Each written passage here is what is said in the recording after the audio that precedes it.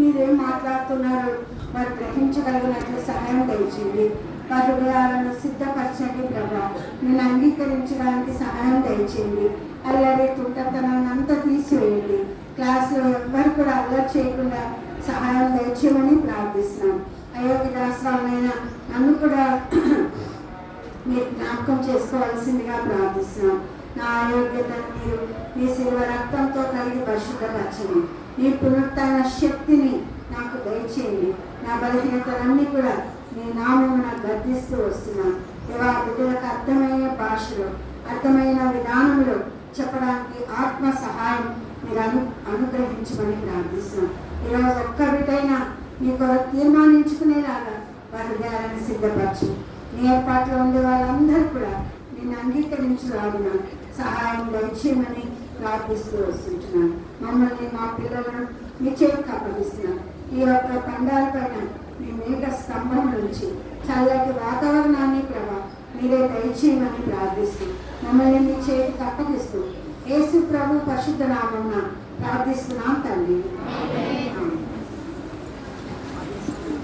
ఎవ్వరు కూడా మాట్లాడండి, వినండి. హలో, మీకు వినబడుతుందా? ఎవరైనా మాట్లాడితే నేను నిలబడిపిస్తాను.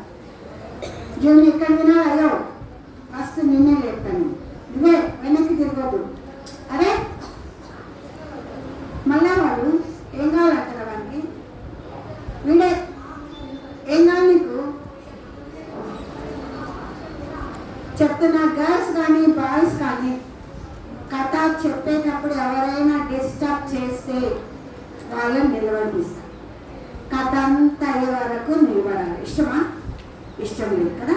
ఎందుకట్లా చెప్తున్నాను అంటే మీరు కథ చక్కగా వినాలా, కథ ఏం చెప్తుందో వినాలా, గ్రహించి మీరు ఇంకా యేసు ప్రభుకు హృదయం ఇవ్వకపోతే యేసు ప్రభు కొరకు మీ హృదయం తెరవాలి.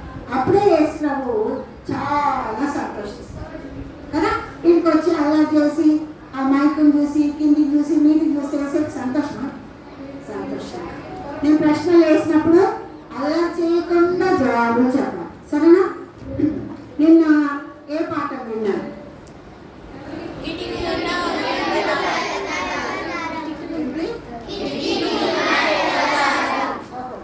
కిటికీ గుండా. Very good. ఎవరు కట్టినారు ఎర్రదారము? అబ్బో, చాలా బాగా విన్నారు. రాహాబు ఎవరామె? ఎరుకో ఎరుకో ఎరుకో ఏంటి? ఎరుకోలో ఉండే అమ్మాయి. ఎరుకోలో ఉందా? ఇంకెక్కడ ఉంది? ఎక్కడ ఉంది ఆ అమ్మాయి? ఎరుకోనేరా? కరెక్టే. ఎక్కడ ఉంది? ఎరుకో లోపల ఉందా? ఎరుకో గేట్ కాడ ఉందా? ఎక్కడ ఉంది? ఎరుకో గోడ కాడ ఉందా? లోపల ఉందా? కాదు. ఎరుకో కోట గోడ పైన తన ఇల్లు కట్టుకుంది కదా. ఎవరిని ఆమె దాచిపెట్టింది?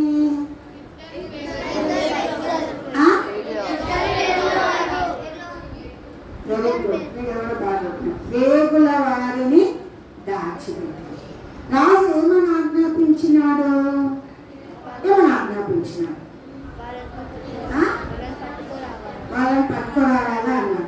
పట్టుకొని వస్తే మంచిగా బిర్యానీ పెట్టి తినబెట్టి తాపి పెడతాక ఏం చేస్తాడు? చంపేస్తాడు.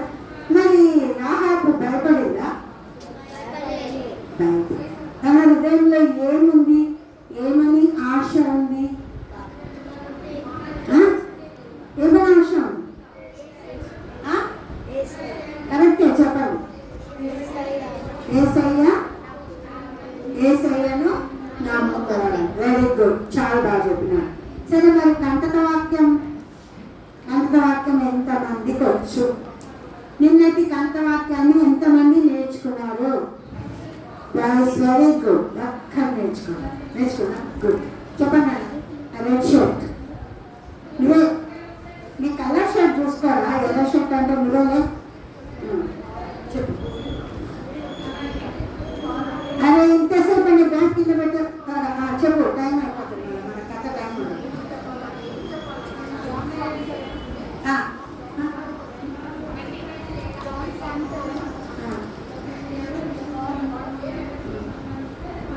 కూర్చో, మంచిగా నేర్చుకోవాలి. నెక్స్ట్ నువ్వు చెప్పు పాప, నువ్వు చేయొద్దున్నా చెప్పు. నువ్వే అదే నువ్వే చెప్పింది ఇట్లా.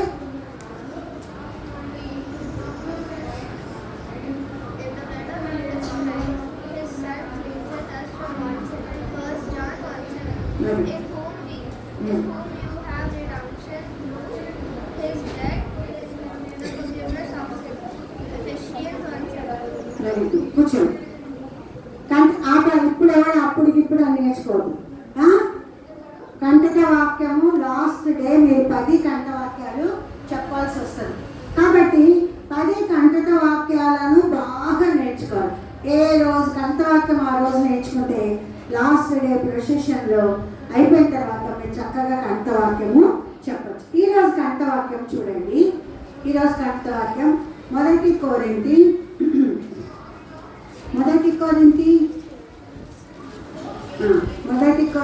15వ అధ్యాయము 57వ వచనం. 1 కొరింథీ 15:57.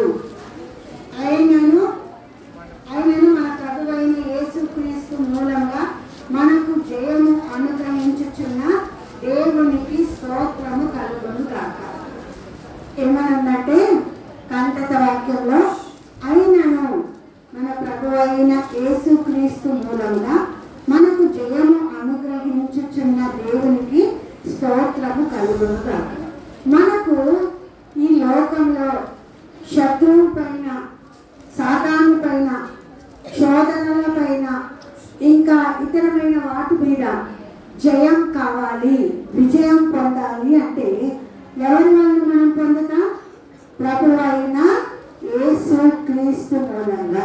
యేసు ప్రభు ద్వారానే ఎంత పెద్ద శత్రువునైనా, సాతానును అన్ని విషయాలలో శోధన నుండి శత్రువును మనము జయించడం.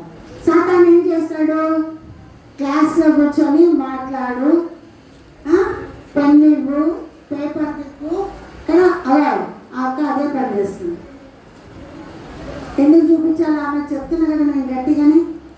చేతులు కట్టాను అందరు.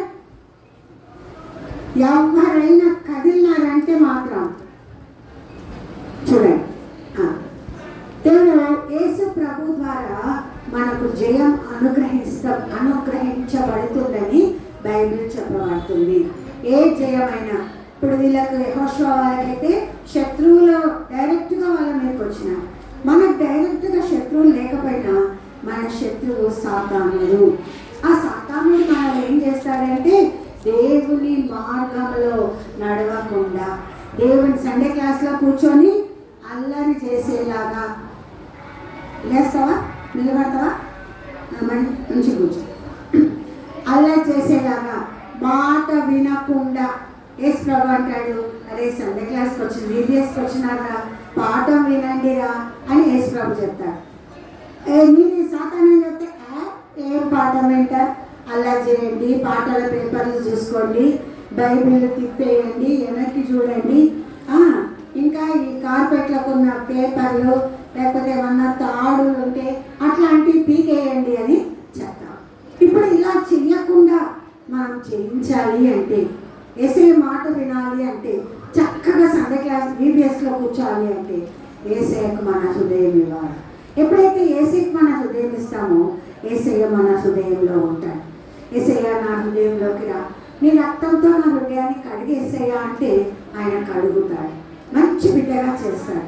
మరి VBSలో సండే క్లాస్లో దేవుని మందిరంలో చక్కగా కూర్చునేలాగా చేస్తాడు. కాబట్టి మరి మీరు అలా చేస్తున్నారు అంటే మీరు ఇంకా యేసయ్య హృదయం ఇవ్వలేదు అన్నారు. అవునా? సాతాను అల్లరి చేయమంటే అల్లరి పనులు చేస్తున్నారు. కాబట్టి బాగా కథ విని దేవుని కొరకు తీర్మానించుకోండి. ఈరోజు కథలో ఎరుకోను జయించుట, ఎరుకోను జయించడం, ఎరుకోను జయించాలి. సరే, దానికి ముందు మనము చూస్తాము. ఒక చిన్న అమ్మాయి ఉంది. ఆ అమ్మాయి ఏం చేస్తుందంటే తన ఫ్రెండ్ జెసికా ఉంటుందన్నమాట. జెసికాతో ఎప్పుడు పోట్లాడుతూ ఉంటుంది. జెసికా ఒకటి చెప్తుంది, ఆ టైంకి తనకు వీలు కాదు, జెసికా రాదు. ఆ మేఘన అనే అమ్మాయికి చాలా కోపము వస్తుంది. ఒకరోజు ఈ మేఘన అనే అమ్మాయి ఇంట్లోకి వచ్చి తలుపు టాక్కని కొట్టేస్తుంది. వాళ్ళ అమ్మకు తెలుసు మేఘన జెసికా మీదనే కోపడుతుంది అని. జెసికాకు మరి కొన్ని కారణాలు ఉండొచ్చు, కానీ మేఘన వాళ్ళ అమ్మ అంటారు, ఈరోజు ఏమైంది, ఎందుకట్లా తలుపు కొడుతున్నావు అని అంటే, జెసికా ఆడుకోవడానికి నా దగ్గరకు వస్తానని, కానీ ఆమె రాలేదు అంటే వాళ్ళ అమ్మ అంటది, కాదుమా జెసికాకి ఏదో ఒక పని ఉంటుంది కదా, ఏదైనా పని ఉందేమో అందుకని రాలేదేమో అంటే, కాదు కావలసే రాలేదు అని చాలా కోపంగా ఉండేది కదా. అంటే జెసికా మాటల మీద ఈ యొక్క మేఘన నమ్మడం లేదు. పాపం జెసికా పని పడిందొచ్చు, కానీ మేఘన కావలసే రాలేదు అని అనుకుంటా. తన ఫ్రెండ్ అయినా కూడా తన ఫ్రెండ్ మాటలు నమ్మలేకపోతుంది. కానీ ఆ దినాలలో దేవుడు ఇశ్రాయేలీయులకు ఏమని చెప్పినాడంటే, చాలా వందల సంవత్సరాల క్రితం చెప్పినాడు. ఏమని అంటే, నేను మిమ్మల్ని కనాను దేశానికి తీసుకొని పోతాను, అదే మీ దేశం, అదే మీ స్వాస్థ్యం అని దేవుడు చెప్తాడు. చెప్తే చాలా సంవత్సరాలు అవుతుంది, సంవత్సరాలు గడిచిపోతా ఉంది, కనాను దేశానికి వెళ్ళడం లేదు. ఒకవేళ వాళ్ళు అపనమ్మకం రావచ్చు, అరే ఏంటి దేవుడు చెప్పిండు ఇంకా నెరవేర్తలేదు, అసలు తీసుకుపోతాడు ఆయన మమ్మల్ని ఆ పాలు తేనెలు ప్రవహించే దేశంలోకి ఆయన తీసుకుపోతాడా అని అనుమానం రావచ్చు. కానీ దేవుడు యేసు ప్రభువు మనలాంటి వాడు కాదు. మనం అబద్ధం చెప్తాం, ఒక టైంకి వస్తానంటాం, రాము, ఒక పని చేస్తానంటాం, మనం చెయ్యము కదా. ఎందుకు? మన మనుషులము, మనం అబద్ధమాడతాం, మన స్వభావమే పాప స్వభావం, మనం అబద్ధం చెప్తాం. కానీ యేసు ప్రభు అబద్ధం చెప్పాడు. ఆకాశము భూమి గతించిపోయినా, అవి రెండు వెళ్ళిపోయినా కూడా యేసు ప్రభు మాటలు తప్పిపో. ఒక ఒళ్ళు, ఒక ఏమంటారు, అచ్చు, బొల్లు, దీర్ఘ ఏది కూడా తప్పిపో, అంత కరెక్ట్ అన్నమాట ఆయన మాట. కాబట్టి ఇశ్రాయేలీయులు దేవుని యొక్క మాటల మీద నమ్మిక ఉంచాలా కదా. చాలా కష్టం, ఏళ్ళు గడిచిపోతుంది, నెరవేర్తలేదు, అనుమానాలు వస్తున్నాయి, కానీ నమ్మకం ఉంచమని చెప్తున్నాను. ఇప్పుడు ఇశ్రాయేలీయులు కనాను దేశంలోకి పోవాలంటే వాళ్ళకు దారిలో అనేకమైన అడ్డులు వచ్చినాయి. ఇప్పుడు కూడా ఒక అడ్డు వచ్చింది, ఏంటో తెలుసా? ఎర్ర సముద్రం అనే అడ్డు వచ్చింది. ఇప్పుడు ఎర్ర సముద్రాన్ని దాటాలా వాళ్ళు. అయితే యెహోషువ పొద్దున్నే ఉదయాన్నే లేస్తాడు, లేచి ఏమని చెప్తాడు తెలుసా? మీరందరూ ఆ మందసము, దేవుని యొక్క మందసం బయలుదేరినప్పుడు మీరు కూడా బయలుదేరి వెళ్ళాలా అని చెప్తాడన్నమాట.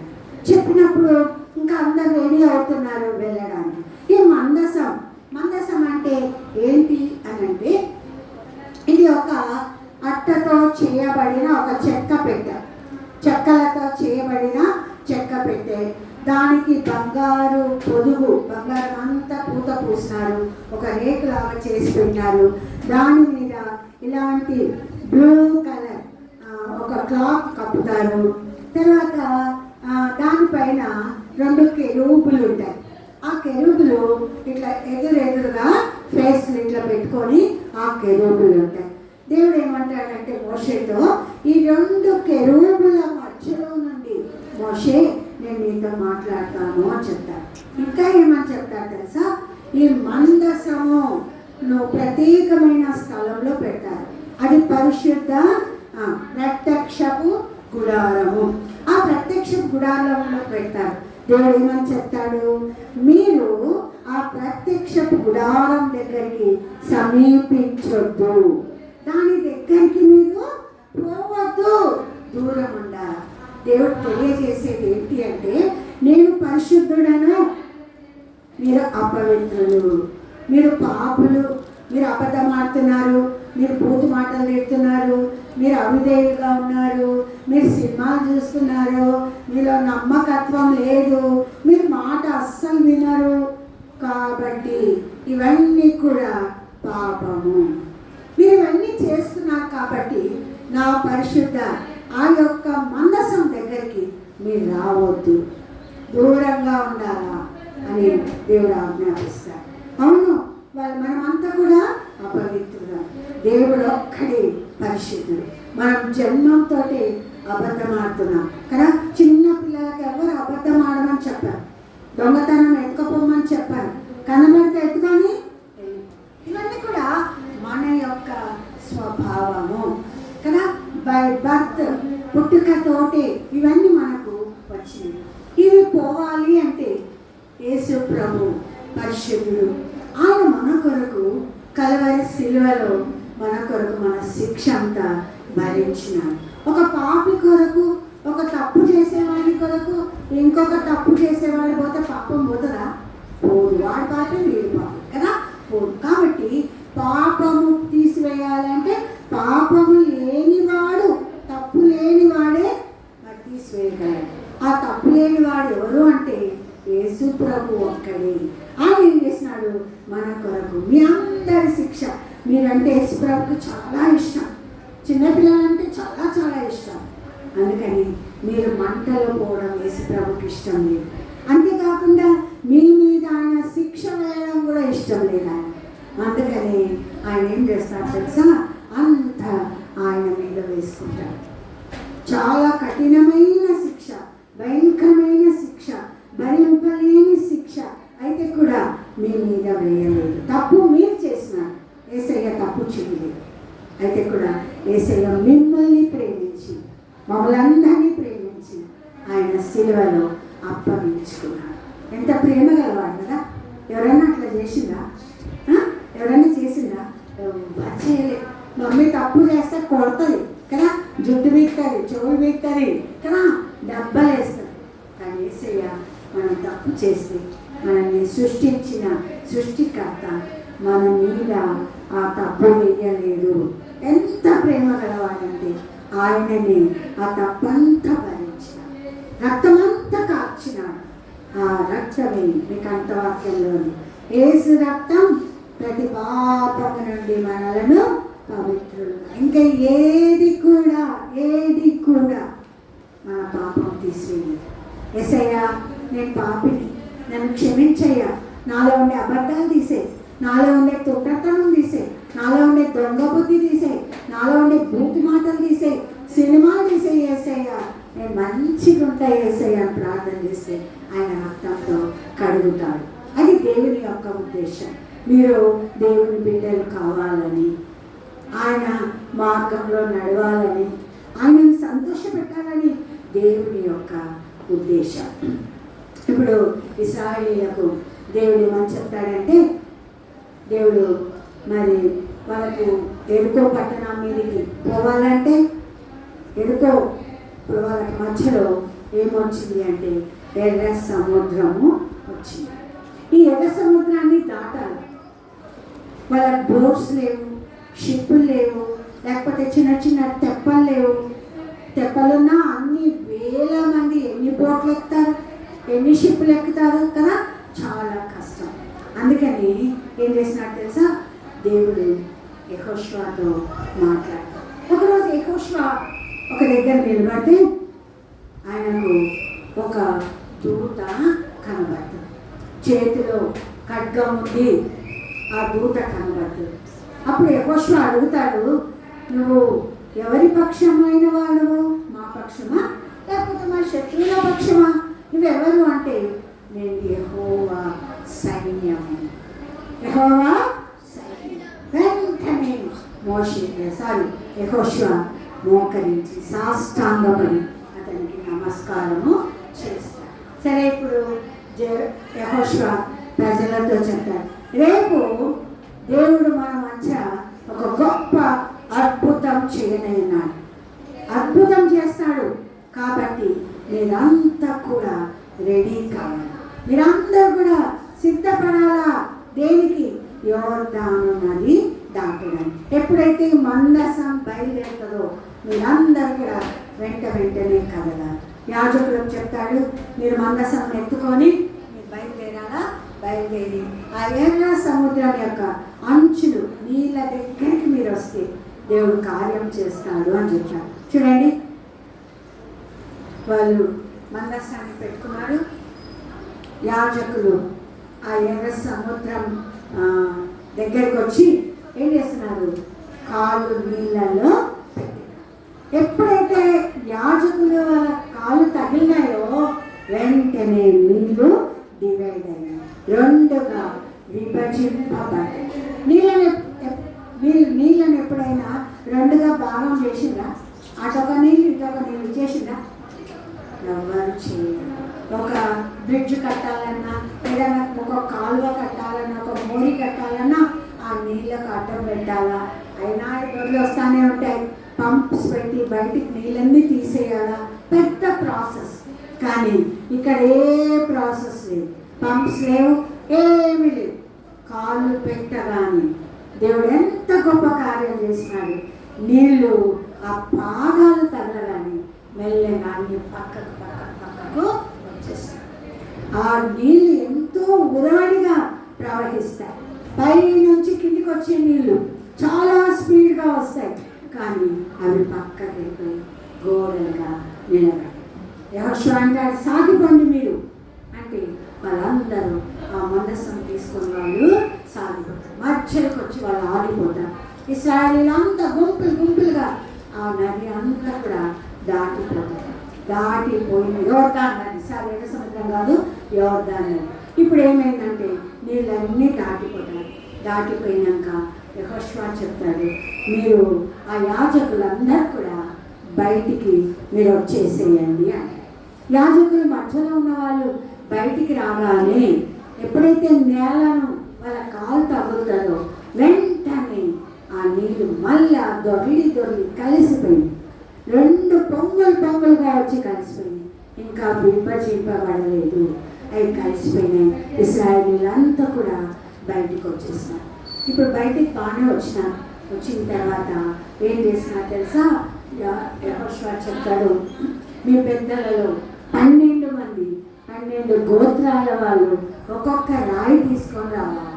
ఒక్కొక్క రాయి తీసుకొని వచ్చి ఆ రాయిని యోర్దాను నది దగ్గర పెట్టాలి. ఇది గుర్తు ఎప్పటికీ మీ పిల్లలకు అందరికీ చెప్పాలి. ఏమని? దేవుడు ఈ నదిని పాయలుగా చేసినాడు, మేమంతా కూడా ఇందులో నడిచి వచ్చినామని ఈ 12 గోత్రాల రాళ్ళు ఇక్కడ పెడతారు. సరే, ఇప్పుడు వాళ్ళు అక్కడి వరకు బాగానే వచ్చిన తర్వాత వాళ్ళు ఇంకా ముందుకు పోవాలంటే వాళ్ళకు ఒక పెద్ద కోట గోడ అడ్డం వచ్చింది. ఎప్పుడన్నా చూసినారా కోట గోడను? చూసినారా? ఎట్లా కడతారు కోట గోడను? పుస్తకాల్లో చదివినారు కదా. ఎట్లా కడతారు? మామూలు వెదురు బొంగులతో కోట గోడ కడతారా? దేంతో కడతారు? దేంతో? అదే కదా, హలో, దేంతో కడతారు కోట గోడను? పెద్ద రాళ్ళు, అవి మనుషులు కూడా మోయలేరు. చాలా పెద్ద రాళ్ళతో ఈ కోట గోడను కడతారు. ఏనుగులు మోసుకొస్తాయంట. ఆ రాళ్ళు తెచ్చి ఒకదాని మీద ఒకటి పెడతారు. ఎందుకు అట్లా పెడతారు అంటే మామూలు గోడ ఇంకా ఏదైతే శత్రువులు తవ్వేస్తారో లోపలికి వస్తారు. ఈ రాళ్ళని ఎవరు తవ్వలేరు, అవి పగలవు. కాబట్టి బలమైన విధానంలో వాళ్ళ ఊరు చుట్టూ కోట గోడ కట్టుకొని ఒక గేట్ పెట్టుకుంటారు. ఆ గేట్లో నుంచి పొద్దున్నే బయటకు వెళ్తారు, సాయంత్రం పనులు అయిపోయినాక లోపలికి వచ్చేస్తారు, గేట్ వేసేస్తారు. అట్లా భద్రంగా వాళ్ళు ఆ ఎరుకో కోట గోడలో ఉంటారు అన్నమాట. అయితే ఇశ్రాయేలీయులు అంటే ఎరుకో వారికి చాలా భయం.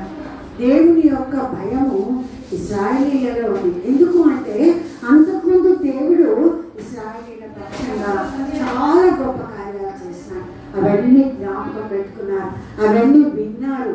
ఎవరెవరో చెప్తా ఉన్నారు, భయపడిపోతున్నారు. వాళ్ళు బయటికి రావాలంటే భయపడిపోతున్నారు. లోపల నిలబడిస్తా,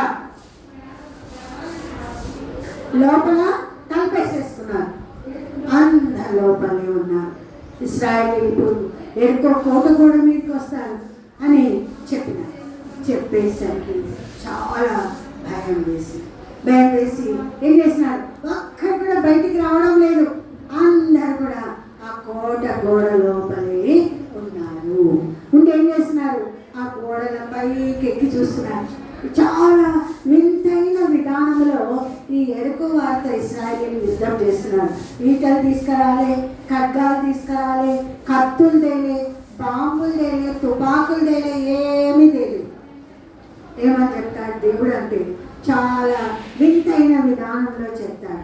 ఏమనంటే మందసం తీసుకొని యాజకులు బయలుదేరి నడుస్తూ ఉంటే ఇశ్రాయేలీయుల సైన్యం అంతా కూడా వేల మంది సైన్యం ఉన్నారు. మీరందరూ కూడా వాళ్ళ వెనక నడుచుకుంటూ రావాలి. ఆ కోట కూడా చుట్టూ ఒక రౌండ్ వేయాలా.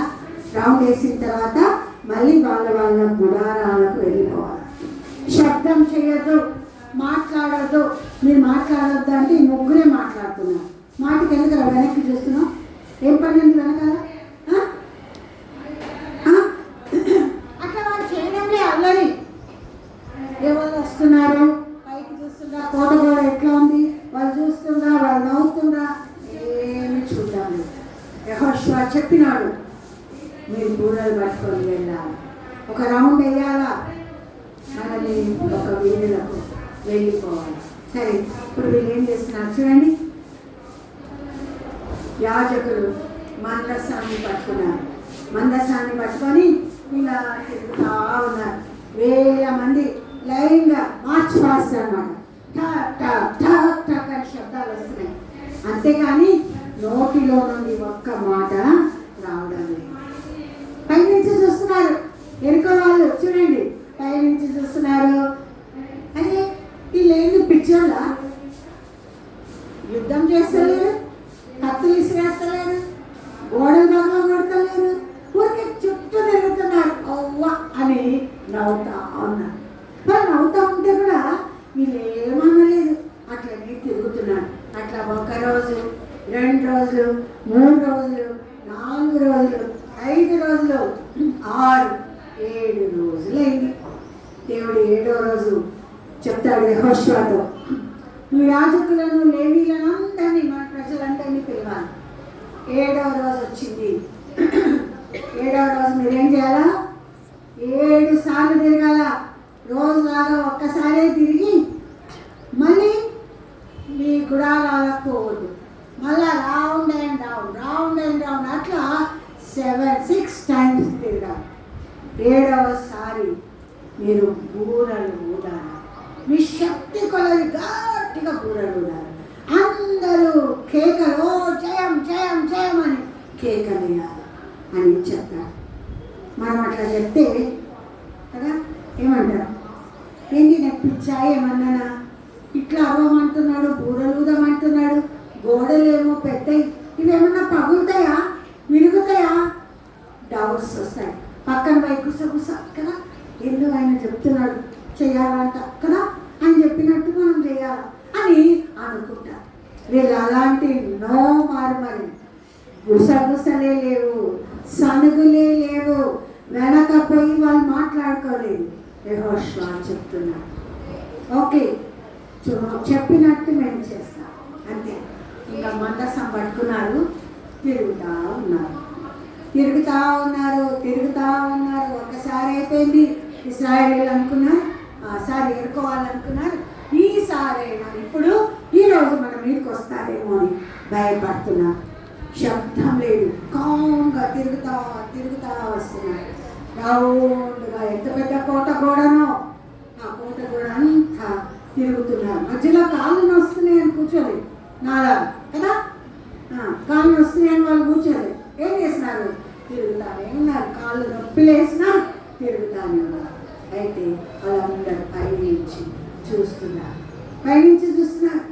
నవ్వుతున్నారు. చూడంట వాళ్ళు ఎట్లా పోతున్నారు, చూడ తిక్కలోళ్ళు కదా, తిక్కలోళ్ళు పోతా ఉన్నారు.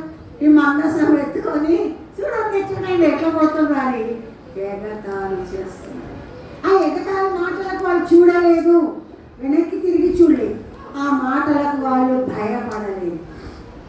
భయపడకుండా ఏం చేసినాడు, అట్లానే 6 సార్లు తిరిగినారు. వీళ్ళు అనుకున్నారు ఈరోజు ఏం చేయలేదు, శబ్దం ఏం రావడం లేదు, ఏమి బాంబుల శబ్దం, కత్తుల శబ్దం, అది తవ్వినట్లు ఏం శబ్దం, తలుపు పక్కన కొట్టినట్టు కూడా రావడం లేదు, కాబట్టి ఈరోజు కూడా మనం హాయిగా ఉండొచ్చు అనుకున్నారు.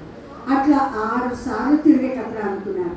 7వసారికి ఒక్కసారి పని పెద్ద సౌండ్ వచ్చేసి అందరూ ఊరలు యాజకులు బూరలు గట్టిగా శక్తి కొలది ఊదుతా ఉన్నారు. పెద్ద శబ్దం, కోట గోడలు దాటి లోపలికి వాళ్ళకి శబ్దం పోయింది. ఆ శబ్దం వినగానే వాళ్ళకు భయం వేసింది, గుండెలో దడబుట్టింది, వణుకొస్తుంది, ఏదో జరుగుతూ ఉంది. ఏంటి శబ్దం? ఇంతసేపు కామ్గా ఉన్నారనుకున్నాం, ఇంతసేపు ఏం మాట్లాడతలేరు అనుకున్నాం, కానీ ఇప్పుడు శబ్దం వస్తుంది. ఏంటి ఆ శబ్దం అని భయపడిపోతున్నారు, అరుస్తున్నారు. వాళ్ళు అట్లా బూరలు ఊదుతూ ఉంటే ఇంకా ఏం చేస్తున్నారు తెలుసా, మిగతా వాళ్ళంతా కూడా ఓ అని అరుస్తున్నారు కదా, గట్టిగా ఓ యేసయ్యకే జయం, యేసయ్యకే జయం అని అరుస్తా ఉన్నారు. పెద్ద అన్ని వేల మంది అరుస్తుంటే ఎంత పెద్ద శబ్దం వస్తుంది. మీరు ప్రొసెషన్కి 300-400 పోతుంటేనే ఎంతో దూరం జై అని వినబడుతుంది. వేల మంది యేసయ్యకు జై అని అరుస్తుంటే ఎంతో దూరం వాళ్ళ గోడలు గింగులు అంటున్నాయి, వాళ్ళ చెవులు పగిలిపోతున్నాయి. అయిపోయిందిరా ఇంకా మా పని అనుకుంటున్నారు. ఎప్పుడైతే ఇట్లా బూరలు ఊరి శక్తి కొలది వాళ్ళు అరిసినారో ఏమైనా తెలుసా, ఆ కోట గోడలు మెల్లమెల్లగా పగులుతున్నాయి. ఇట్లా ఇట్లా నెడలు విడుచుకుంటున్నాయి, విడుచుకొని డమాని రాళ్ళు కింద పడిపోయి. చూసా, మీకు దూరం నుంచి కనబడదు కానీ పైన నిలబడి చూసేవాళ్ళు ఆ రాళ్ళ మీద నుంచి కిందికి పడిపోతున్నారు. కాసేపటికి గోడలన్నీ పడిపోయినాయి. హాయిగా ఇశ్రాయేలీలు ఆ యొక్క కోట గోడలోనికి వెళ్ళిపోయి వాళ్ళు ఏం చేసినారు తెలుసా, యెహోషువకు దేవుడు చెప్పినాడు, ఆ యొక్క యెరికో వారిని ఒక్కరిని కూడా బ్రతికించదు, అందరినీ నాశనం చేయాలి. మీరు బంగారం కానీ వెండి కానీ ఇత్తడి కానీ మంచి వస్త్రాలు ఏమి ముట్టద్దు, అవన్నీ నా ధనాగారంలోకి వెళ్ళాలంట. సరే, ఇంకా వీళ్ళు ఏం చేస్తున్నారు తెలుసా, ఒక్కొక్కరిని పట్టుకుంటున్నారు, కత్తులు పట్టుకొని పాపం తప్పించుకోలేకపోయినారు. వాళ్ళందరినీ ఫటా ఫటా ఫటా ఫటా తలలు నరికేసినారు. అందరూ చనిపోయి శవాలైపడ్డారు. చనిపోయిన వాళ్ళ మెడల మీద ఉండే ఆ యొక్క ఏంటిది బంగారు గొలుసులను, వెండి గొలుసులు ఏమేమి తీసుకున్నారో ఆ చైన్స్ అన్నీ కూడా చూడండి ఎట్లా లాక్కుంటున్నారు. దేవుడు ఆజ్ఞాపించినట్లుగా వాళ్ళు చేసినారు. దేవుడు చెప్పినాడు, ఏది కూడా శపితమైంది ఎరుకో దాంట్లో ముట్టకూడదు.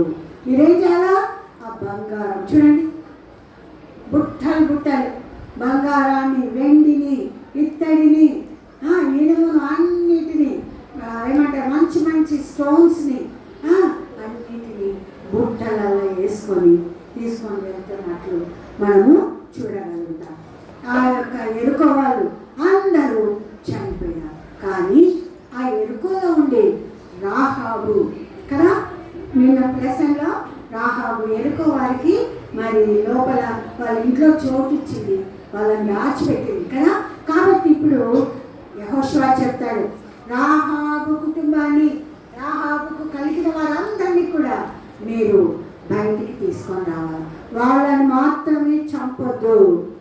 చూడండి, రాహాబు అన్నలు, అక్కలు, అమ్మలు, నాన్నలు, పిల్లలు అందరినీ తీసుకొని వాళ్ళు వచ్చినారు. వాళ్ళ రాహాబు ఎక్కడుంది తెలుసా, ఆమె శపితమైన ఆమెని, ఆమె చంపబడే ఆమెని, కానీ ఆమె యేసు ప్రభువును ఎరిగింది. యేసు ప్రభు గొప్పతనాన్ని తెలుసుకుంది, ఆయన పాపుల రక్షకుడు అని తెలుసుకుంది, తన పాపి అని ఎరిగింది. యేసు ప్రభుకు తన హృదయం ఇచ్చింది. యేసయ్య నా హృదయంలోకి రానండి, యేసయ్య ఆమె హృదయంలోకి వచ్చింది.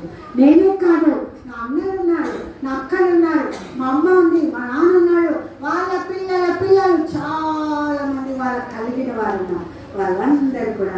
రక్షింపబడాలని ఆశపడి వాళ్ళందరూ కూడా ఆ యొక్క ఎరుకో కోటగోడలు కూల్చినప్పుడు, వాళ్ళని చంపినప్పుడు రాహాబు కుటుంబము చావబడలేదు, వాళ్ళు బ్రతికినారు. ఇశ్రాయేలీల మధ్యలో వాళ్ళు ఉన్నారు. అంతేకాకుండా యేసు ప్రభు పుట్టిన వంశావళిలో రాహాబు కూడా వచ్చింది. ఎంత గొప్ప ధన్యత! ఆమె నరకానికి పోయేటామనే, ఆమె మంటలో కాలేటామనే, కానీ దేవుని దగ్గర క్షమాపణ. ఈరోజు మీరు కూడా, మీరు వాస్తవానికి మనం జన్మంతో నరకంలో పడడానికే, నరకంలో చనిపోవడానికే పుట్టినాం. ఎన్నో తప్పులు ఇంకా చేస్తూ కూర్చుకుంటున్నాం. ఇవన్నీ పోవాలంటే యేసయ్య దగ్గరికి రావాలి. యేసయ్య ఉండే స్థలం చాలా సంతోషం. హోసన్నా హల్లెలూయా అని పాటలు పాడతారు.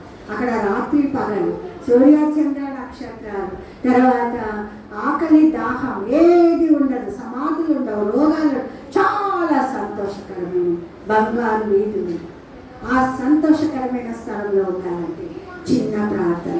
అక్కడ అన్నీ ఉంటాయి, కానీ పాపానికి చోటు లేదు, అబద్ధానికి చోటు లేదు, సినిమాలు చూసి దానికి చోటు లేదు, తర్వాత అవిధేయులుగా ఉండడానికి ఉన్నవాళ్ళు అక్కడ ఉండడానికి చోటు లేదు.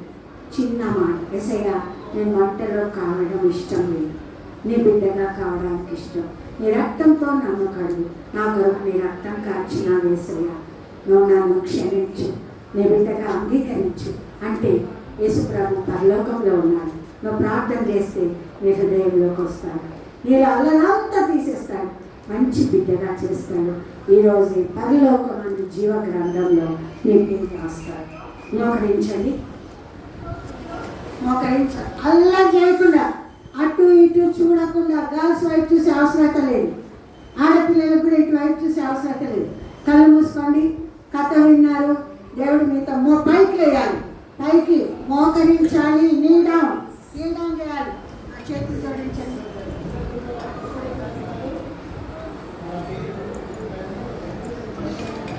కళ్ళు మూసుకొని చిన్న ప్రార్థన చేయండి. యేసయ్య నా హృదయంలో కూడా నా అల్లరి తీసేసేయ, నాలో ఉండే ఈ దుర్గతనాన్ని తీసేసేయ, నన్ను బాగు చేయడానికి ఈ లోకానికి వచ్చిన, నా శిక్ష అంతా భరించిన, నా కొరకు రక్తం కార్చిన, నీ రక్తమే నన్ను కడుగుతుంది, నన్ను కడిగేసేయ, నీ బిడ్డగా చేసుకో. రాహాబు ఎట్లా ధన్యురాలుగా చేయబడిందో, యేసయ్య నేను కూడా అట్లా ఉంటా యేసయ్య అని చిన్న ప్రార్థన చేస్తే యేసయ్య వెంటనే నీ హృదయంలోకి వస్తాడు.